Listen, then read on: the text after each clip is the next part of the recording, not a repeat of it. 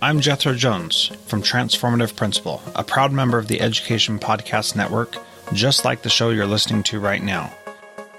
The opinions expressed are those of the individual hosts.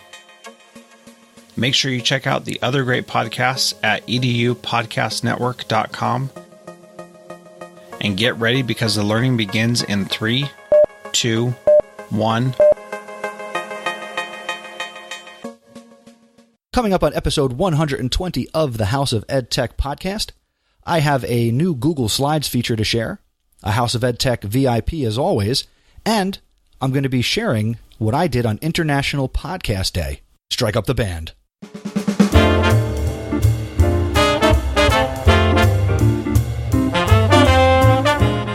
Welcome to the House of Edtech podcast. I am your host, Chris Nessie. The House of Edtech explores how technology is changing the way teachers teach and the impact that technology is having in education. I discuss technology that is changing our classrooms and schools, and I share tools and tips that you can hear today and use tomorrow. You're going to hear the stories of teachers, leaders, and creators just like you. The purpose? Whether you use it or not, technology is changing the way you teach and how your students learn.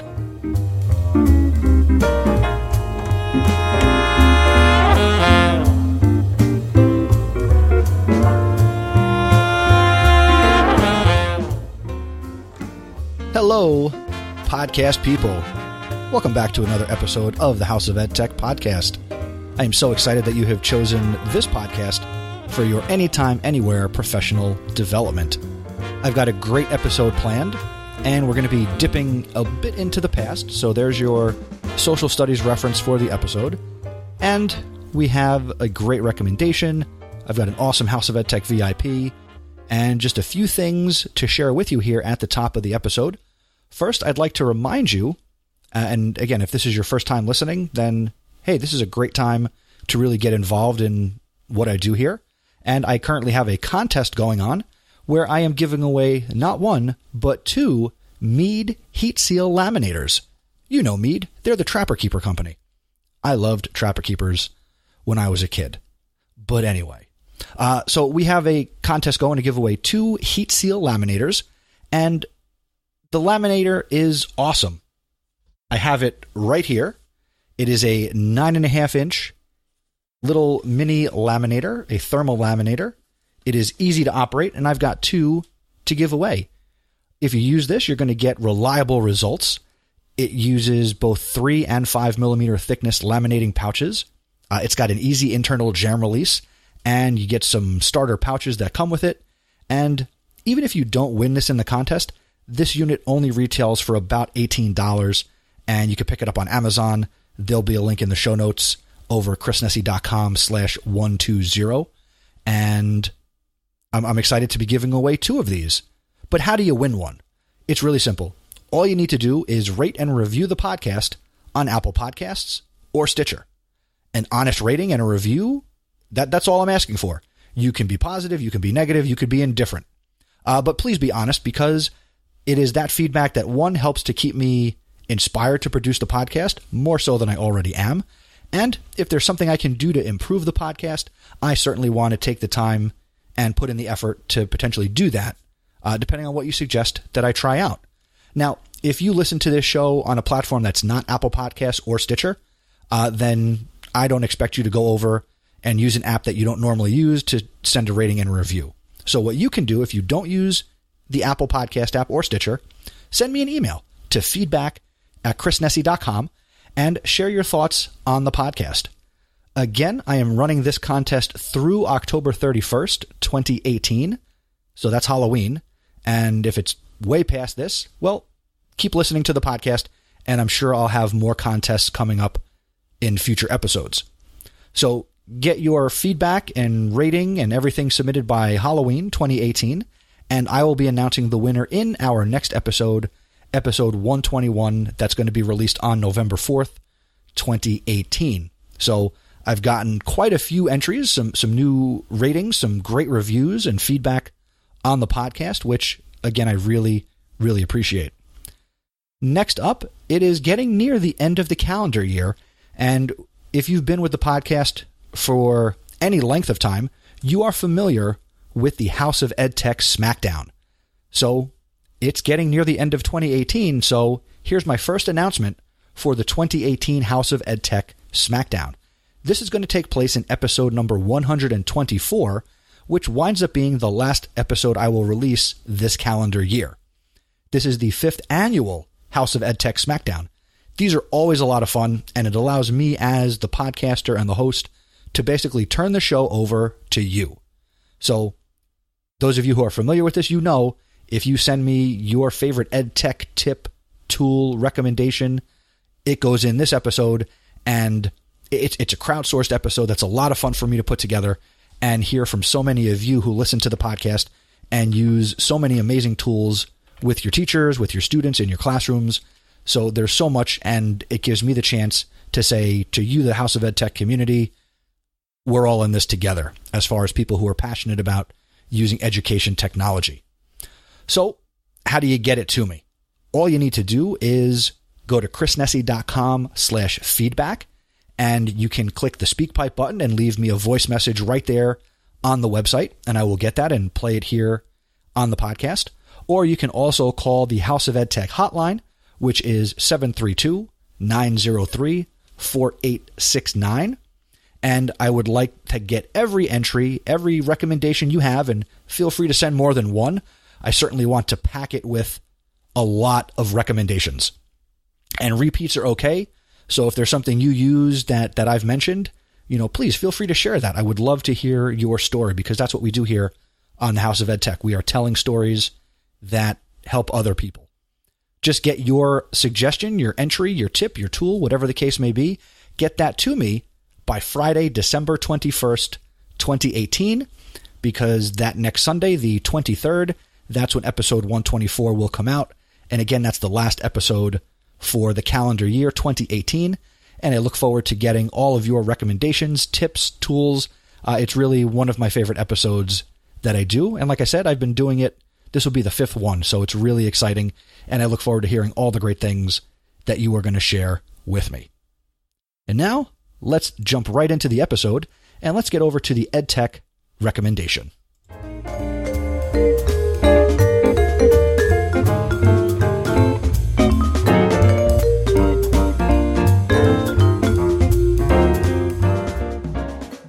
So for this House of EdTech recommendation, I'd like to recommend a new feature in something that we all know and we all love. And I recently learned about and had access to, and I've been playing with, the new closed captions feature in Google Slides. This is really, really cool.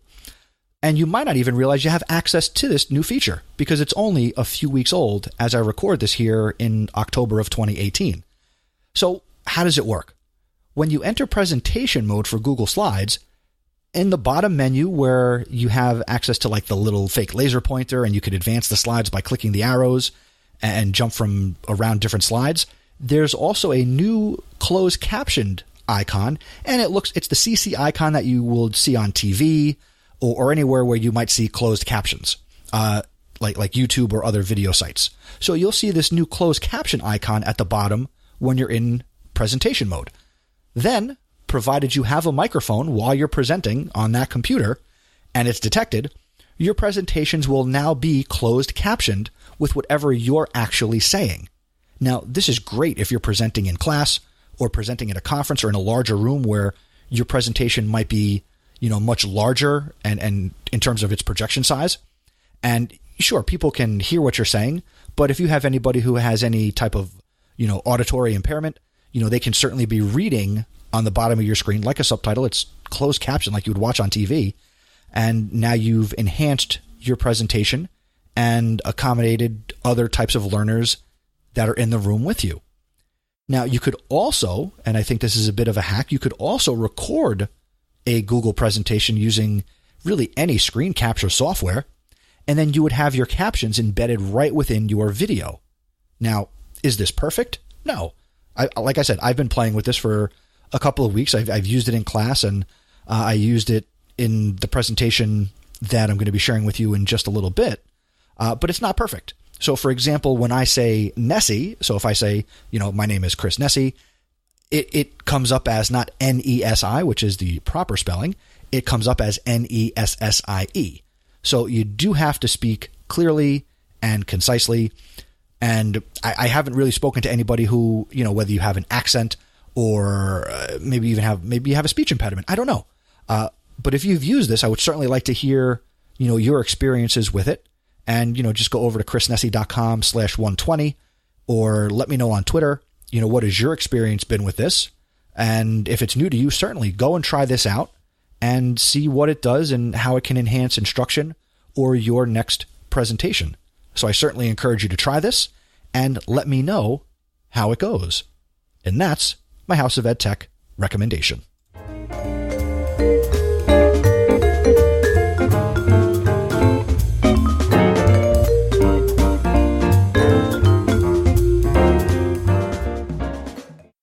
All right, now it's time for my featured content. Now, if you're a longtime listener, you might be thinking, wait, there's normally a House of Edtech Thought.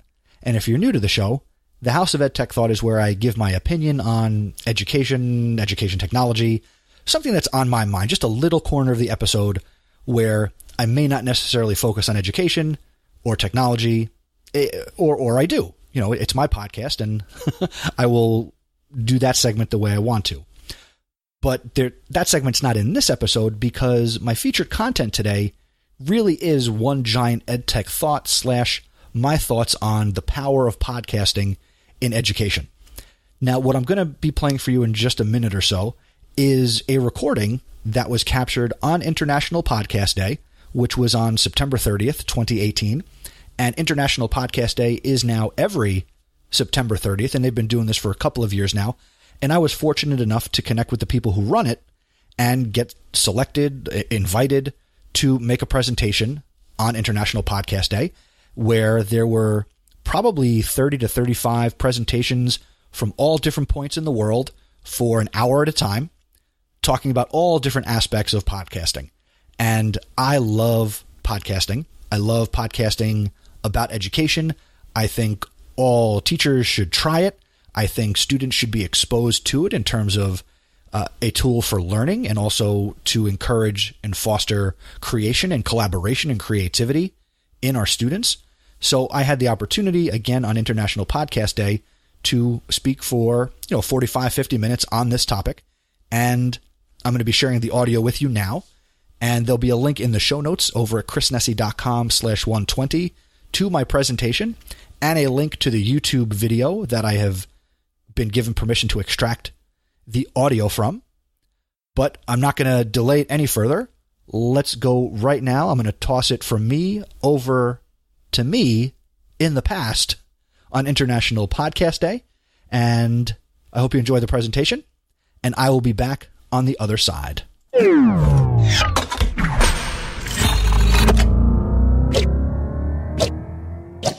Hello, everybody. Welcome to International Podcast Day 2018. We are live again featuring 40 different podcasters from 16 different countries. Make sure you're using hashtag International Podcast Day to share the celebration. We are very excited this hour to have Chris Nessy from the United States. He's going to be sharing the power of podcasts in education. Chris, welcome. How are you doing today? I am doing great. This is a great day for all of podcasting. It is. And I'm very excited to have you. We've never featured podcasts within the educational space. It's going to be really cool seeing how podcasting has trickled down into the classrooms in the schools, and students are being encouraged more than ever to become content creators. Really looking forward to what you have to offer. Real first, I wanted to talk and thanks for our 2018 sponsors. Our platinum sponsor is Blueberry. They are a full-service podcasting company providing hosting, stats, advertising opportunities. You can find more about them at blueberry.com. Thanks to repurpose.io, they automatically convert your audio podcast into videos and upload them to YouTube and other social media channels. You can try it for free today, repurpose.io/IPD. And of course, podcastsuccessacademy.com. This is a resource-packed community with workshops, tutorials, courses. They're going to teach podcasters the skills that no one told them that they needed to succeed. Also, you can get free access through there by just visiting podcastsuccessacademy.com. Well, Chris, I don't want to stand in your way anymore. I'm really looking forward to this. I know a number of educators are out there as well. Looking forward to this. So welcome to International Podcast Day, and you have the floor. All right. Thank you very much. Ladies and gentlemen, hey, happy International Podcast Day to you. I hope you've enjoyed all of the live broadcasting that's been taking place since yesterday. So let's get started with the power of podcasts in education. I'll tell you a little bit about myself and my role in podcasting, and hopefully we'll have some fun for the next 50 to 55 minutes. So let's get started. So the power of podcasts in education.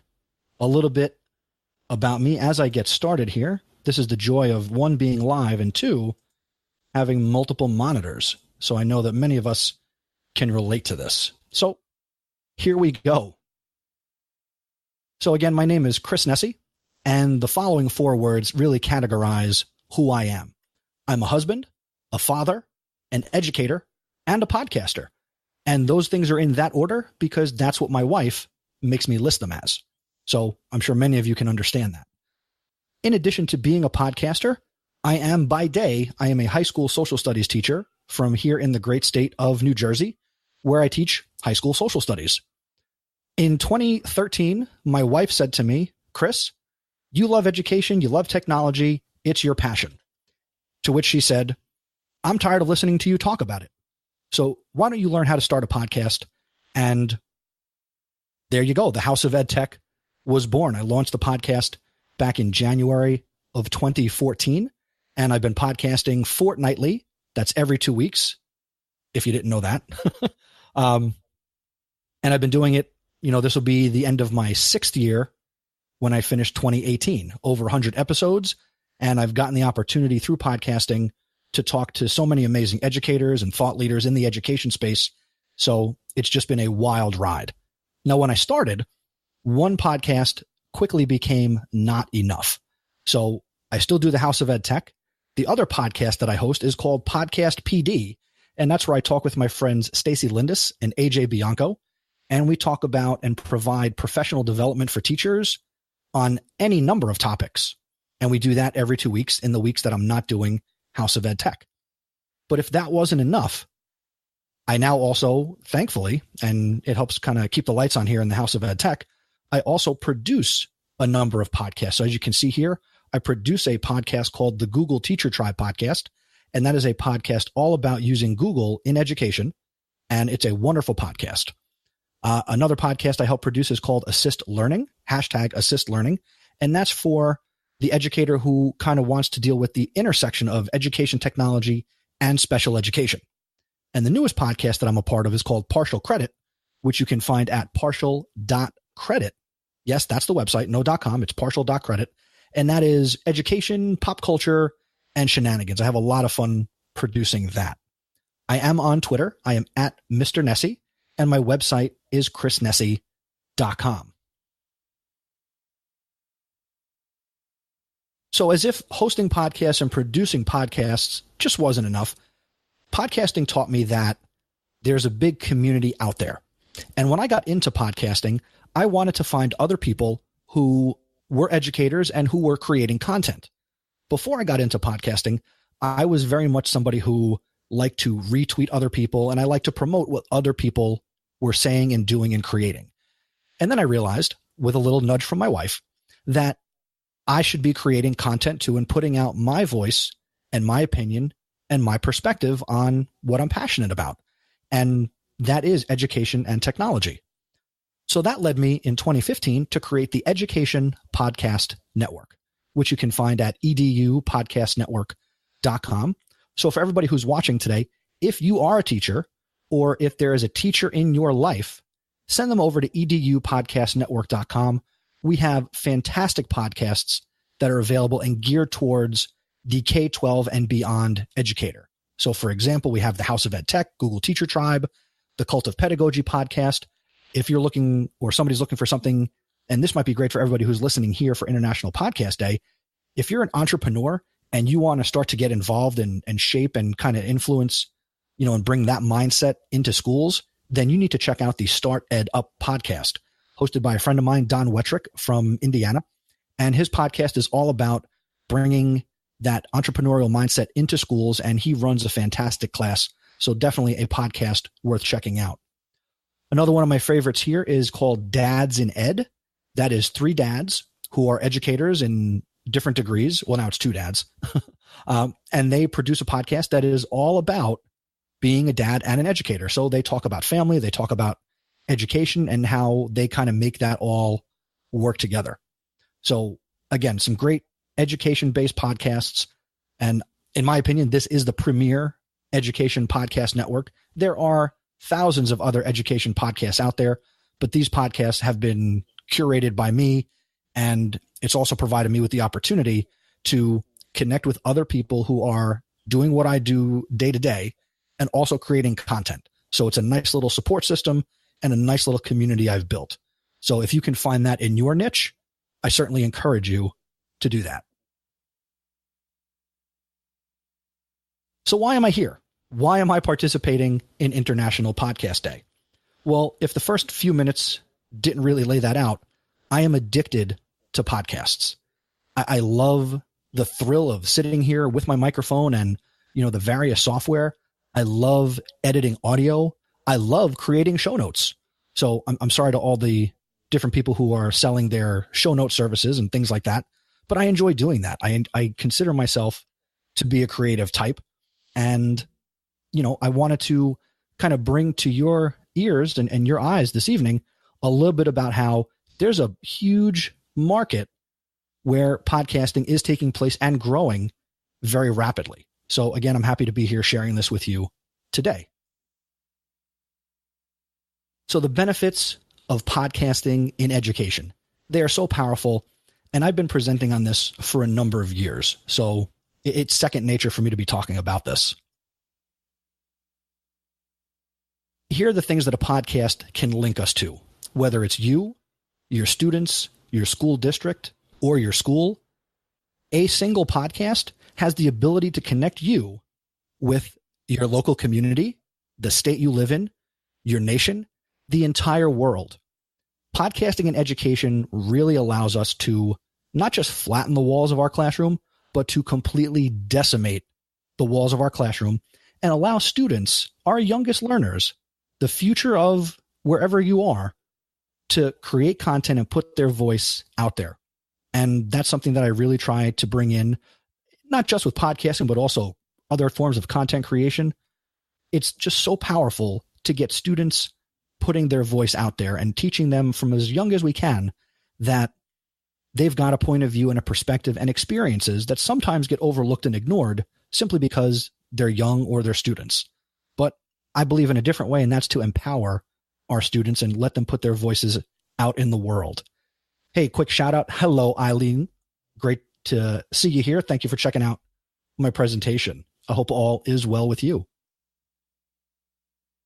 Now, for the audience I'm talking to right now, we all understand clearly, the presentation that came right before mine, was talking about, the Spanish podcast and the world of podcasting in where that blends with Spanish.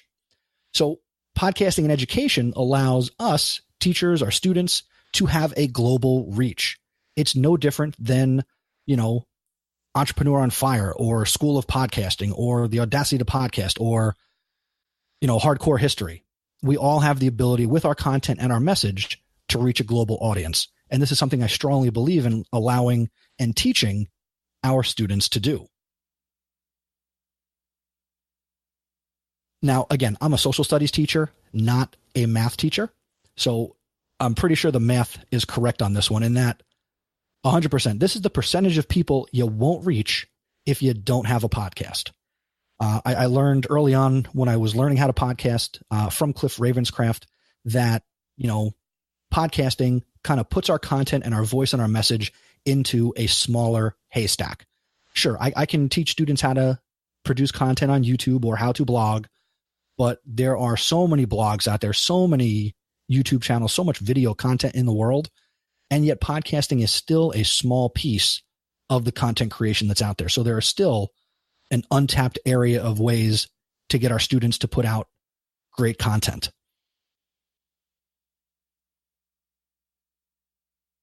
So let's take a look at some of the benefits of podcasting in education.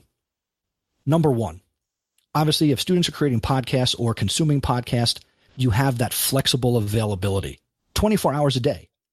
One of the greatest advantages of podcasts is the portability and convenience that they offer. So we're talking about podcasts as a learning tool. Students and teachers are a large piece of the mobile device population. Allowing our students to access the learning resources anytime, anywhere, with very little effort is a win. So as soon as they sit down on the bus, there's a teaching resource that's there waiting for them. This makes podcasts a very convenient and also paves the way for a truly flexible learning experience. Number two, students listen for longer than they'll watch or read. It is tricky. Again, I do this every day, 5 days a week, 6 times a day. It is very tricky to encourage my students to spend 30 minutes reading an article or taking a look at the textbook or watching a lengthy video. That's because text and video require my students' full attention. They need to sit patiently doing just one thing. As you probably know, this is not easy. Even in our own lives as adults, if we want to read something or we want to watch something, that's what we have to focus on.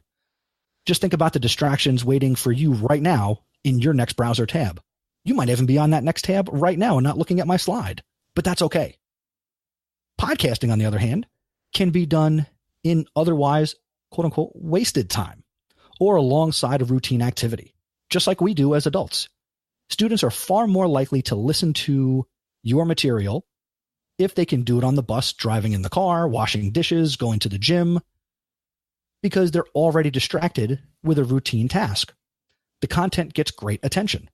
While text and video struggle to attract 2 or 3 minutes of viewing, podcasts routinely run, fill in the time. It could be a half hour. It could be 45 minutes. It could be over an hour. As we all know that there are very popular shows in the world where the show runs every time more than 3 hours, and it's engaging content. We can be engaging our students that same way and also promoting with them how they can engage their peers and the world that they're going to be living in. Number 3, student-created content. This is the thing that gets me out of bed in the morning. One of the uses of podcasting in education is student-created content. Let's make our classrooms less about content consumption and more about content creation. As a student and teacher of history, I know it can be super dry and super boring. You might even be sitting here thinking right now watching this, man, I really didn't like history. Well, that's because you probably had a really boring social studies teacher. Or pick the subject, math, science, it doesn't matter. If you have an engaging teacher who provides engaging opportunities, you're going to have a better experience. I always struggled with making meaning of content, but since I added a focus on creation in my classroom, I've seen student interest increase. Not in a way that I can really quantify or measure, but I know that my students are attentive and they look forward to coming to class. Real quick shout out here in the live chat to Podcasters Direct. I will share a link at the end of this session where you can get the slides and also the resources that I talk about. Thank you so much for asking, and thank you so much for watching. I really appreciate it. Now, again, with student-created content, we should be encouraging students to potentially create their own podcasts, perhaps including questions, discussions, presentations, or projects, sort of like a portfolio, but with audio. These can then be made available to their classmates, to other teachers, their family, maybe your students or your family. Maybe you're in a district that is separated because of the military or other circumstances where you're not all together in the same place at the same time. This is a great way to share your work and your ideas and your learning with your loved ones. Students would then have the ability to question, and they can contribute, and they can teach each other. I've learned, or I've come to the realization, that in order to be the distinguished educator, your students have to basically want to come to class, even if they didn't have to, and you can't be there. Like, your students have to want to show up and teach themselves. That's what would make me the greatest educator of all time. So realize that that's what teachers are facing. Number 4, lecture or lesson review. One of the simplest uses of podcasting is to simply record our lectures or our lessons. This can be audio or video, and you can consider creating a supplemental resource for your students. This makes them easily accessible for students and creates invaluable study aids. Students can use the podcast from your class for reference purposes or when preparing themselves for upcoming exams or other assessments. Any student who had challenges understanding a topic in the classroom can certainly listen to a podcast. They can study the content and understand the topic at their own pace. The capacity to review again and again is particularly valuable to students from an international background, or if they have learning disabilities or other learning challenges. Finally, as I mentioned earlier, it's a struggle to encourage students to watch a 1-hour video, for example. Instead, give your students something they can listen to and consume while they do something else. I love that time-shifted aspect of podcasts. It's one of the biggest benefits. Number 5, podcasts allow your students to make up for missed class. And if you haven't picked up on it, these particular benefits are geared towards you as the teacher creating podcast content. So when a student misses class, it's not always because, they're lazy or they're cutting.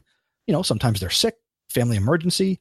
So by offering a podcast, your unlucky sick student who has missed a number of classes could instead download recordings of lessons or watch videos or check out other materials or resources you're putting out there, and they'll be able to fill in the gaps. And when they come back to class, you can have further conversation to make sure that they're getting the support and the learning that they need. Further, a teacher who is unable to attend his or her own classes, maybe you have a family emergency or you're sick, you can put out a supplemental resource and your students could listen to it in class, whether you're posting to Google Classroom or you email students a short video or MP3 file to listen to when they come to class, and you make the substitute's life a little easier as well.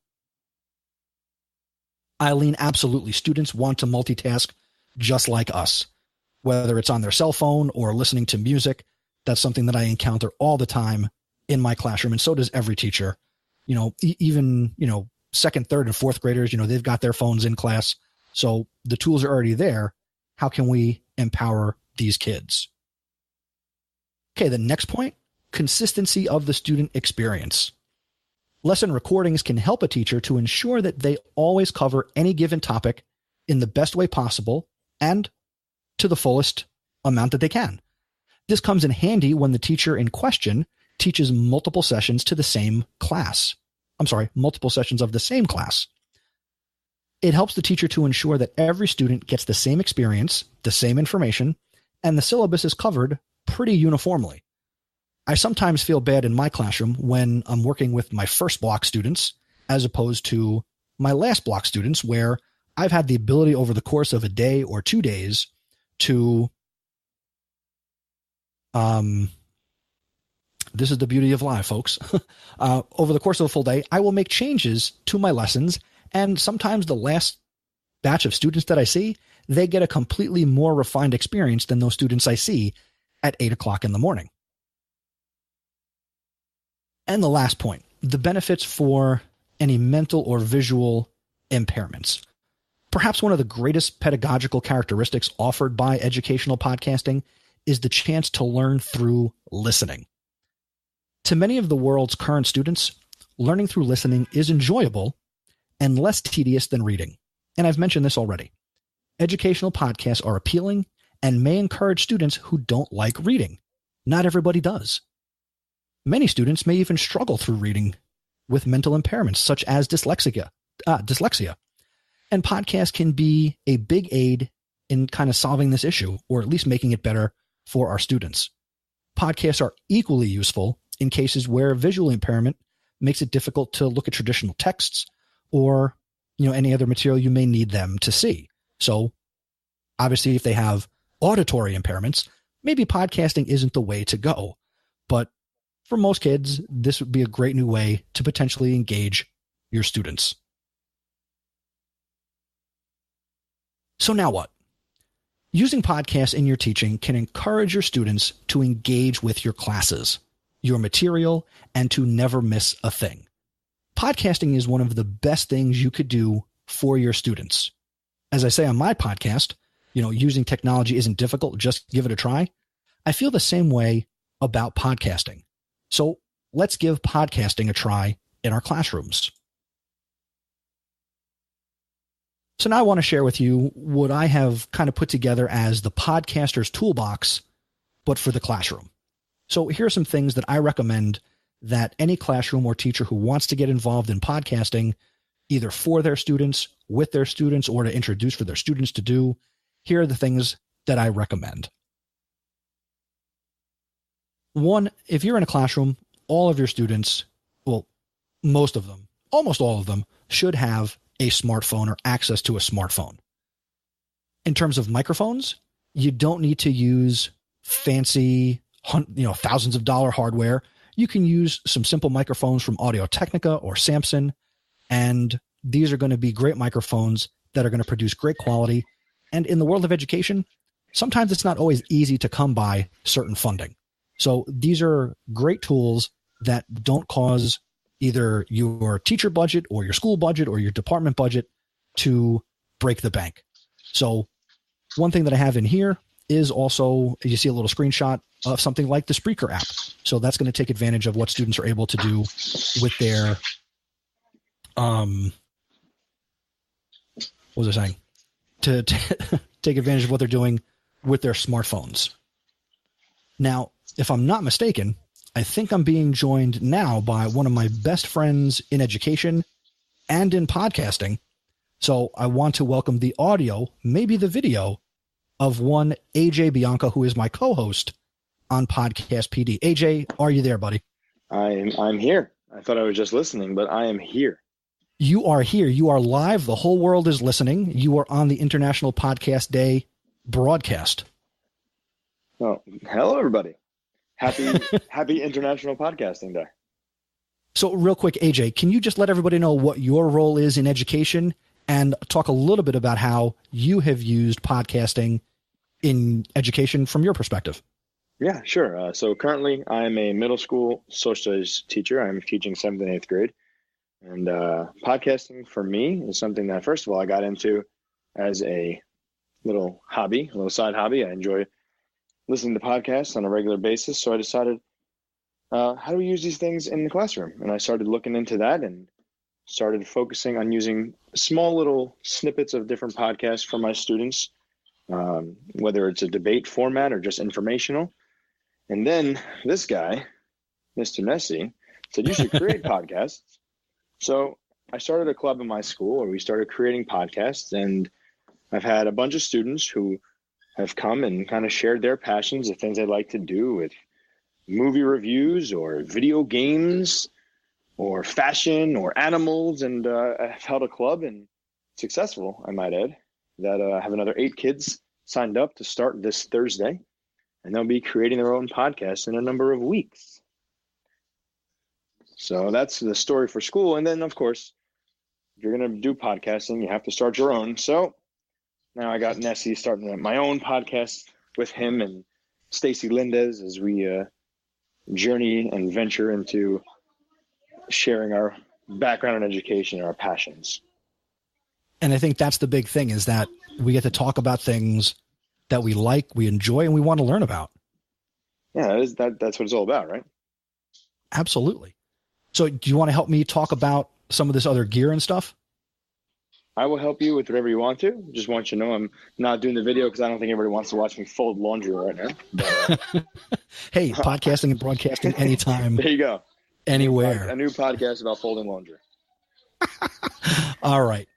So to pick back up with the presentation, in terms of hardware and stuff, you could certainly add to your classroom a USB mixer, or really something that I've grown to fall in love with since I finally purchased one earlier this year is the Zoom H6, where I could connect multiple microphones up to 6 really. And, if I'm working with, XLR microphones, whether it's the Audio-Technicas or the Samsons, it's a really easy way to set up great podcasting stations in the classroom. Now, AJ, what do you use in your club and in your classroom for podcasting right now? So for the club, I actually, if the kids want to start practicing, I just let them bring in their headphones and they record through their headphones using Soundtrap. But on big recording days, I let them use my mic, and I sit with them to help them learn how to edit. And I'll do one kid at a time, and we'll use the Audio Technica. But all the things I'm using is through Soundtrap, so that the kids can learn basic editing from there. Yeah, Soundtrap is super powerful because it is web-based, which means us as teachers, we don't have to really worry about downloading software or working with our district IT departments to get software installed. It's web-based, so we just got to make sure it's unblocked. Yeah, it's unblocked, and because we have Chromebooks, it connects beautifully with your Google Drive account. So it's an easy connection, and we're starting to learn how to do the collaboration piece, connecting Google accounts and working together to share one common podcast instead of having their own podcast. So that's going to be on the table for this year as well. And obviously, I can't wait to see how this happens because I'm here in the background getting ready to support you. And I'm going to need you. So it's perfect. Absolutely. So in terms of when you want to have student podcasts out there, obviously, like all podcasters, we need to think about where we want our MP3 files to live and how we're going to make them accessible. So obviously, like in the great big, quote unquote, real world of podcasting, I certainly recommend to teachers and schools and districts that they check out Libsyn, Blueberry, and Spreaker.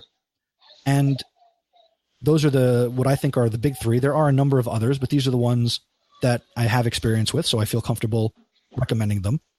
Obviously, Spreaker is a great go-to for the classroom because they let you kind of get started in podcasting and do it, quote unquote, the right way. And they have a great mobile app that is iOS and Android compatible. And also they have great desktop software for the Windows or the Mac. Obviously, that certainly makes it easy when you can lower the barrier to entry like we try and do with adults. If we make it easy for students to get into podcasting, then they're more likely to stick with it. The other thing that I recommend that teachers do when they want to do this is to simply take advantage of Google Drive. Now, this doesn't allow them to do podcasting the way you or I think about it, AJ, or anybody else who's watching, but the ability to have a place to upload a file and share it and have people be able to download it. Yes, we're eliminating the RSS feed and the ability to use a podcast catcher, but a classroom or a school can certainly make these MP3 files available for the community to download, and they could certainly be hosted on Google Drive without a problem. Yeah, like I said, I put all my stuff on Soundtrap, so from that it's an easy download, and then I throw it towards the students, so I share it with them, and they can throw it into their Drive, and I do host it on my Google Classroom that I then try to put on my website for my club, but really I focus on the Google Classroom aspect because I know the kids want it, and they can share it with their families nice and easily. Nice. But I wonder though, like I love Soundtrap and I love everything else that I do. Do you think, since this is educational, should I focus on using Spreaker in my classroom, or do you think that's too much for my students? I think, and this gets more into the idea of app smashing, where you could have students create their content using Soundtrap because it's a web-based audio editor. And then once you have that MP3 file, where are they going to put it? Certainly Spreaker gives you that low cost, which means free, option to kind of get your content out there. If a kid wanted to grow, they could certainly grow and put their content out, and potentially mom or dad, or if they're an older student, could potentially pay and kind of keep going with it. So it certainly is a viable platform where you can really use any of the three in combination. It's just where do you want to host the content? That's something I'm playing around with this year. Like I'm trying to figure if I want to create like last year was it was a learning experience. Every year is gonna be a learning experience. So it was using Google Classroom, it was sending it out, putting it on the website, and that's like a school website. Now I'm trying to figure out, okay, so if I'm going a little deeper with this, do I then now create my own Google site that's strictly for our club? So I'm trying to improve it every year, and I'm trying to grab some more kids and get their interest going and have other kids share what they've done. It's all about them. It's not even for me. It's all about them and what they're going to do going forward. Something that they're proud of. Absolutely. So, AJ, I want to thank you for a couple of minutes, and I know I'll see you a little bit later tonight when we lay down another podcast PD episode. So I will see you later, buddy. Thank you for hopping on for a few minutes. No problem. Glad I was here. All right. I'll see you later, buddy. All right. Take care, everybody.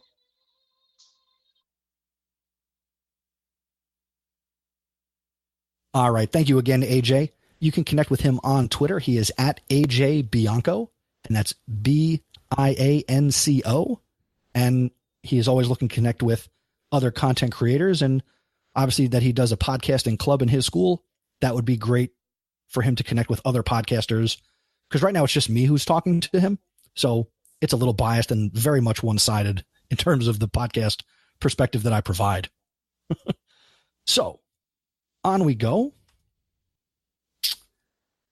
So in terms of software in the classroom, there are so many great programs and websites and platforms that are out there, but I do try to keep it to things that are free.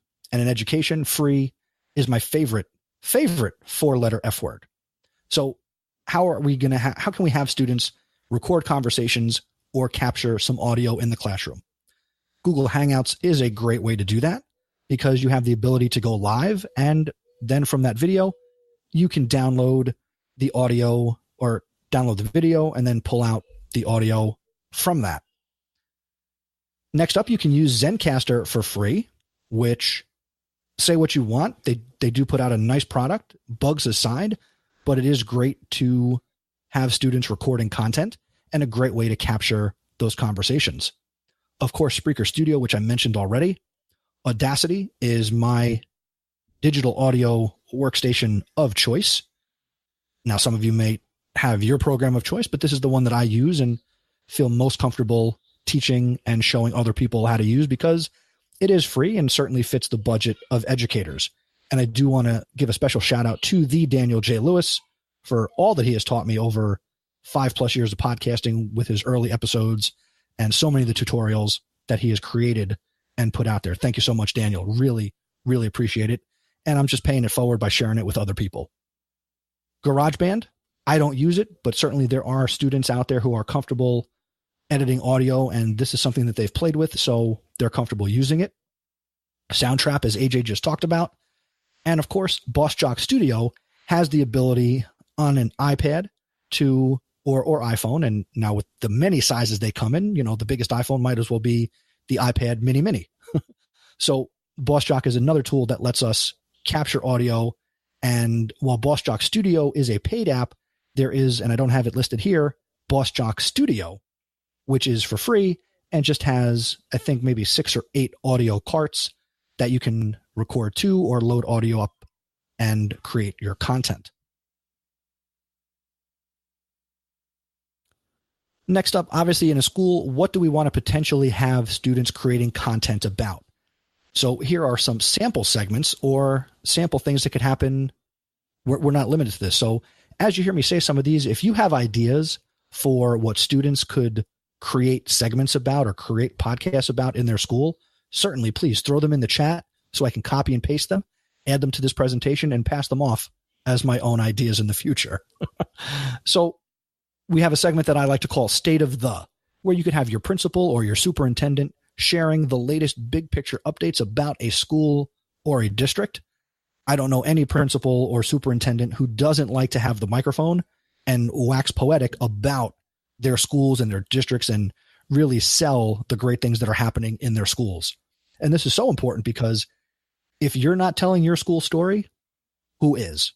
So control the message. The last thing you want is your story to be told because something went wrong and the newspaper showed up. Then we have arts and events. You can do announcements for staff and students. Obviously the calendar of what's coming or what has happened. Just think how cool it would be if, from the band concert or other sporting events, if you have highlights or interviews with your student athletes or your art students, and you're just promoting the work that they're doing and the work that they're creating. Then you have the faculty spotlight, which is a great time to interview the teachers in your building, have students interviewing teachers. And really what I think this does, and it's so important and lacking in education, is let's humanize our greatest assets. Teachers are people too. In the younger grades, I know when I was little, I thought the teacher lived at school, slept in the closet, or slept on the desk, and they were just there every day that I showed up. Well, that's not the case. Now that I am a teacher, I know that I have 1,000,001 other things going on in my life in addition to what I do as a teacher. So to get to know some of our teachers and add that human element into what we're doing in our schools could certainly prove very valuable in making long-lasting connections and solid relationships between our students and our teachers and the community. Next up, a really popular one, student shout-outs. Give students a reason to listen and participate in their school podcast. Do birthday shout-outs. Do just fundraising shout-outs. Charge $1. It's not everybody can call the local radio station and get their shout-out on the air, but here's a way that you can create content and get students to quote-unquote be on the radio or on the air. And now this next one, I'm going to kind of go out of order here. So the last one, jokes, trivia, have fun, be entertaining. Podcasting is like going to the Outback Steakhouse. It's no rules, just right. And the last one that I really want to focus on, because now this is where I'm looking to all of you who are listening here on internationalpodcastday.com, and that's the ability to connect with our community. Now, many of you who are watching and listening, you aren't classroom teachers. You're content creators who live in communities that have schools and students. So potentially you have the ability to connect with your local school, your school district, and get involved, potentially sponsor a podcast, or kind of guide these schools in how to create this content. A school podcast that maybe gets a sponsorship deal with the local pizza place, mention that you heard this ad on the podcast and get your slice and your Coke. And, you're kind of getting the community involved in the schools, and the schools are one of our most important community centers. So my biggest podcasting tips for the world of education, whether I'm talking to teachers or to students, I've really broken this down to 3 things. Number 1, have a plan, have a vision. Don't just turn on the microphone and start talking. That's not going to work. Number 2, once you have that plan and you have that vision, just hit record. Just hit it. It's not going to bite you. It's going to be okay. Here's the inside secret. If you record something you don't like or it doesn't sound good, don't let anybody else listen to it. It's really that simple. And then the third thing, like Rudy, stick with it. Just keep going. At the time that I'm doing this, I've released 118 episodes of the House of Edtech podcast. And I apologize for the first 117 because I'm always learning something new about this art form.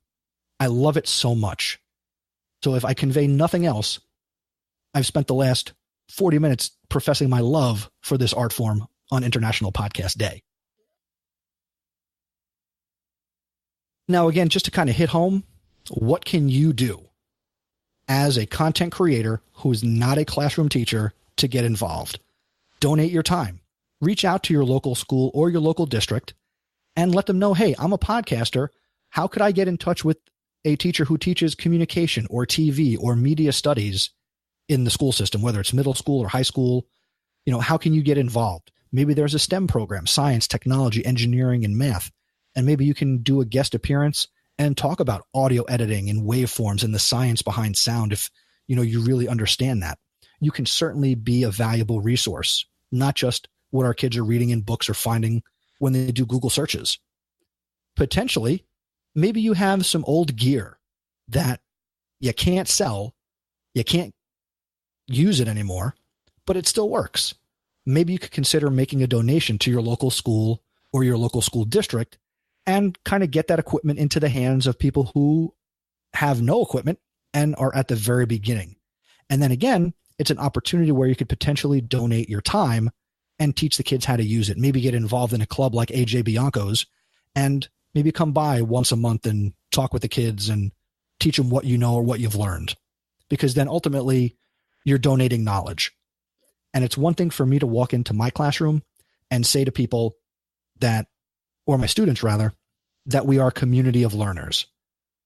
When I walk into a room, I tell my kids, and these are high school freshmen right now, I have told them, I am not the smartest person in the room. No individual person is the smartest person in the room. Together, all of our combined experiences, learning, and perspective, the room itself is very intelligent and super smart.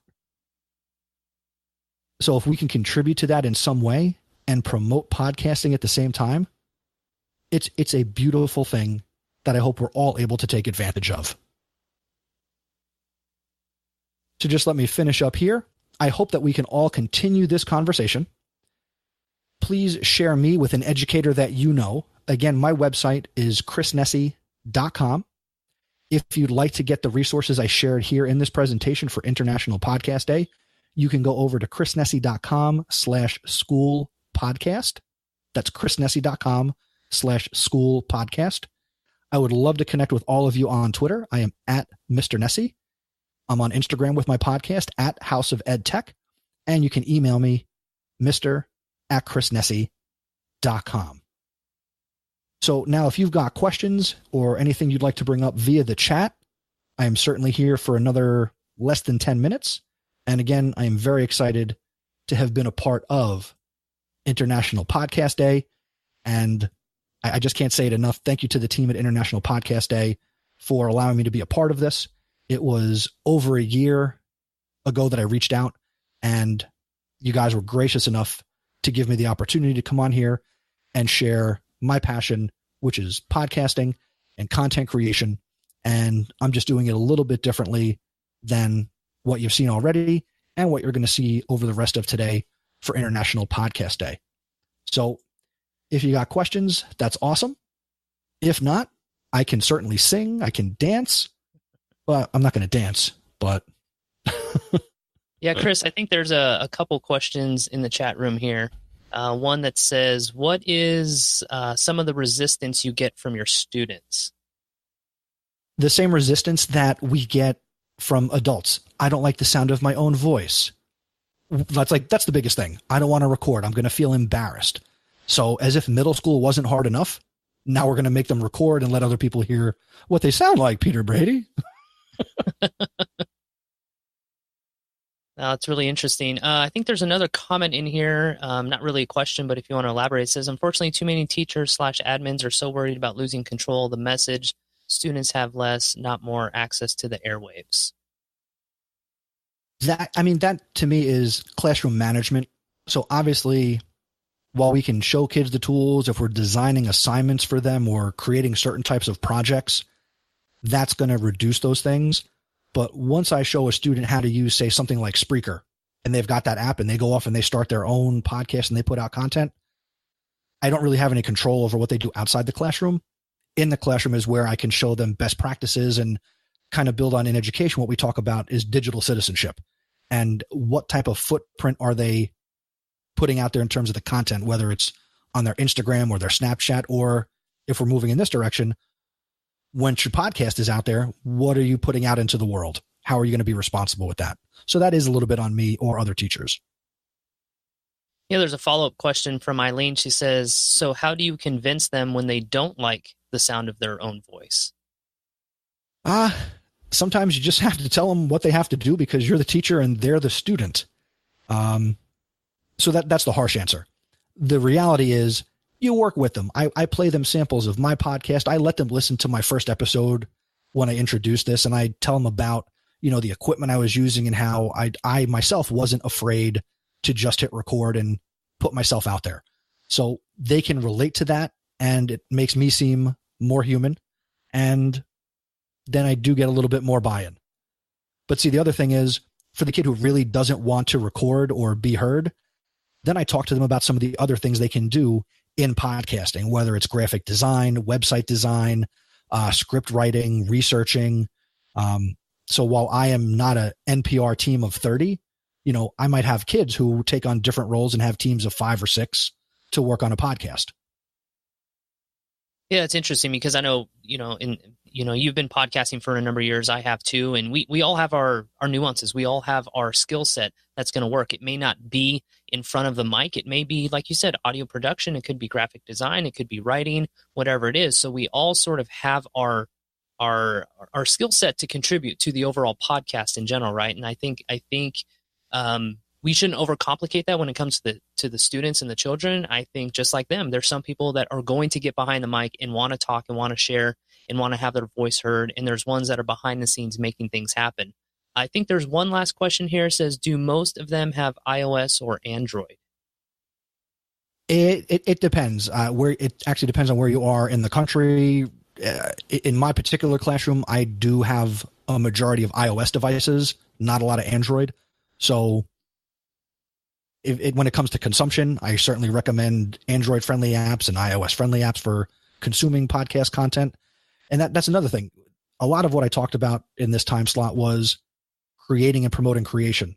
But something I also do is try and show them, here's a lot of the great content that's out there that you can consume, whether I'm creating it for you or, there are history podcasts, science podcasts that are certainly high quality that my textbook or their other textbooks aren't going to provide because they're 5, 7, 10 years old. The podcast that came out last week could be way more current. So that's another aspect that I kind of push to kids as well. Yeah, it's very interesting. Let me check here. Yeah, I did want to highlight a couple of your episodes on chrisnessy.com, and I did drop that link for .com/school podcast in the chat room if you guys want to grab the slides. So I've noticed with, use the hashtag Edtech a lot. There was one, episode 116, that you're inspiring critical thinking with Edtech. And the tagline here is, when you implement technology in your classroom, your goal should be to push students to go beyond fact memorization and embrace a conceptual understanding of the material.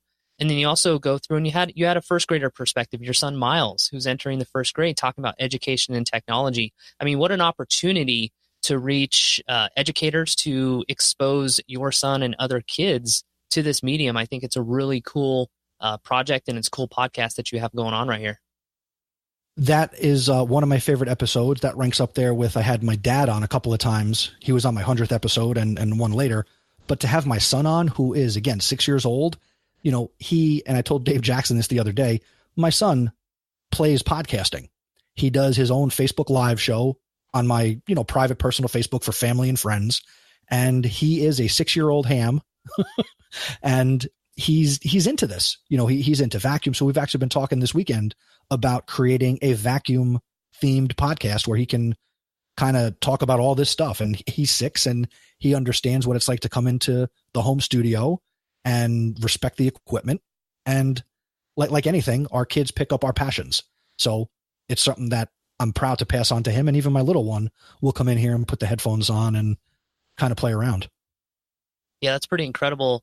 I think one of the awesome things about introducing podcast into the educational space and also opening up, and experiencing the power of podcast in the classroom is just that spark of creativity that a student can get, right? Maybe they're not comfortable behind the mic now. Perhaps in 2 weeks they are. Maybe they found that graphic design and writing or audio editing is their passion, right? And so you don't really, you kind of unlock that creativity once you give them that opportunity to dive in and sort of work with the tools and resources at their disposal. Have you been experiencing that with your classroom and your students? Like 1,000%. Again, I teach high school history, and here's the inside thing of my classroom. It's not about the history. I'm not out to make my students in the future go out and win Jeopardy. So we're not memorizing facts or dates. I'm promoting critical thinking, content creation, collaboration, and communication. Podcasting is one way that I'm able to do that. And it's not about memorization and just the facts. It's how are they going to go out into the world and really contribute something.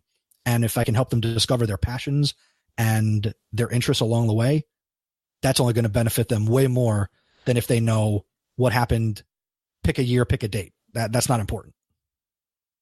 Is there any, I'm trying to think, obviously you have a captive audience for, 8 to 9 months. Is there anything that you can pass along to your students, say during the summer months, that can keep them sort of inspired to continue to go on that creative path or work within the podcasting space? Are you giving them suggestions to shows to listen to, things to subscribe to? What are you doing on that level? Of course I am. I wouldn't be doing my job if I didn't give them things to do in the summer when they would otherwise be doing, Fortnite or filling the video game of choice. So absolutely. I don't have any recommendations right now off the top of my head, but I do make recommendations, through Google Classroom, which is the platform that I use. And I push out some things over, May and June where we are in New Jersey to say, here are some things you can do to get ready for, say, US 1, or based on things I've learned about you, here are some great generic, productivity podcasts or just some other things that might enhance your existence or you just might enjoy listening to. Yeah, because I know that summer break comes, right? And you're like, all right, time off, time to, like you said, hit the video games, time to get outside, play some sports, whatever it is. But keeping that creative spark going throughout the 12 months can be very difficult. I know it's difficult for us as an adults, and I know it would be the same for children. Absolutely. But I mean, the thing is for the kid who is say athletically minded and is involved in, 100 different activities, they're going to go do that. And that's how they're going to recharge and, go through the motions there. For the kid who's not into that, maybe in the 8 to 9 months I've had them, 10 months, I've opened up something new that they can do with their free time where maybe otherwise they were just sitting around doing nothing. Yeah, that's awesome. Well, Chris, I can't thank you enough for coming on and sharing about the power of podcast in education for International Podcast Day. I'm so glad you reached out a year ago. I'm so glad it worked out into our schedule. So before we hop out of here, again, let people know your podcast, where they can connect with you, and where they can get the information on the slides for this show. Sure. And thank you again to your team for letting me be a part of this awesome event. So again, I'm Chris Nesi. I'm on Twitter at Mr. Nesi. My main podcast is the House of EdTech podcast, which helps teachers utilize and leverage technology in education. And you can find that at chrisnesi.com. And if you enjoyed this presentation that I just gave, go to chrisnesi.com/school podcast.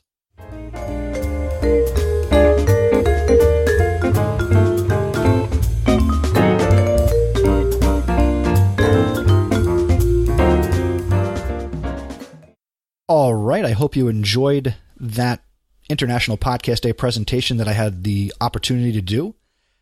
If you have questions about podcasting, either for yourself, for your classroom, for your students, I want to help you. I would love to be a part of that. I would love to have a conversation. So all you need to do is reach out to me. If you go to chrisnesi.com/feedback, that'll give you all the different ways that you can get in touch with me if you want to know more about podcasting in education, outside of education. I just love to do this, and it's so much fun. But with that being said, let's move on to the next piece of the episode, and that is, of course, the House of EdTech VIP, which no episode of this show is complete until we recommend somebody awesome that you need to connect with. So for this episode, I'd like to introduce you to and recommend that you connect with Jancy Clark. Jancy is an experienced teacher and instructional coach focused on developing teacher strengths, building global PLNs, and inspiring a passion for learning. She's a frequent speaker and workshop presenter at both international and online conferences, and she is a steering committee member of the ASCD Connected Community and a founder of the NESA Core Collaborative. As a social media advocate for the Educator Collaborative, Jancy co-created and launched the Global Kind Project. Jancy also developed and launched the Professional Passion Project to inspire teachers to pursue their educational passions and share their findings both locally and globally. In addition to elementary and secondary education certification, Jancy holds a Bachelor of Arts in English from the University of North Carolina at Chapel Hill. I just had a little Jordan thing go through my head. And she also holds a Master's of Education from Walden University and is certified as a math specialist in international schools. Jancy is an avid tweeter, blogger, and writer for educational organizations. You could check out her website, which is jancyclarkconsulting.com, and her name is spelled Jancey, Clark, Clark. She is on Twitter at Jancy5. Congratulations, Jancy. You are a House of EdTech VIP.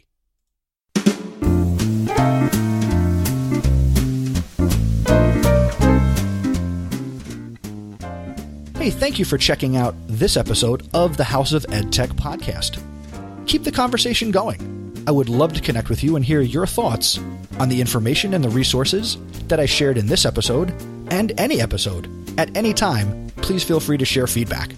For this particular episode, you're going to want to head over to chrisnesi.com/120. and that's CHRISNESI.com. Or you can go to the feedback page, and you can send me SpeakPipe, send me an email me audio, connect on Twitter, Instagram. I'm everywhere. Let's be friends. Let's be connected. Now, if you enjoy the House of EdTech, do me one huge favor. Tell somebody else about this podcast. Now, if you're checking this out and you're not a teacher, maybe there's a teacher in your life, let them know. Every teacher should be using technology to some degree. Now, if you share the podcast on social media, use the hashtag House of EdTech, and you can also tag me at Mr. Nessie or at House of EdTech, and I'm at House of EdTech on Instagram for the show, so that would be awesome. Again, I'm trying to do something awesome here with the show and grow it and reach as many educators as possible, and you can help that happen. The other thing you can do is you could consider becoming an awesome supporter of the podcast. My awesome supporter program is powered by Patreon, and I'm very excited. I have a brand new patron. I want to say hello and thank you to Anthony Arnault. Anthony is a fellow New Jersey educator, and he's also a podcast host. He hosts the New Teacher podcast, which you can find at newteacher.org. Thank you so much, Anthony, for becoming an awesome supporter. The rest of the awesome supporters include Eric Kurtz from ControlAltAchieve.com, Dan Gallagher from GallagherTech.edublogs.org, Peggy George from Classroom 2.0 Live, Jen Giffen from the Shooks and GIF podcast, which you can find at bit.ly/shooksandgif, Mark Grindell, Jeff Herb from InstructionalTechTalk.com, Mike Messner, JP Prezavento from the Bits and Bytes of Education podcast over on jpprez.com. And thank you to Scott Titmus and Brent Warner. Brent Warner hosts the edtech.tv podcast that you can find over at edtech.tv. Thank you, everybody, for all your support. And if you are interested in becoming an awesome supporter, go to chrisnessie.com/awesome. The next episode of the podcast will be number 121. That comes out on November 4th, where I'll be revealing the winner of the Mead Laminator and also start to get those EdTech recommendations in for the Smackdown. Until next time, thank you for learning with me. And remember, using technology isn't difficult. Just give it a try.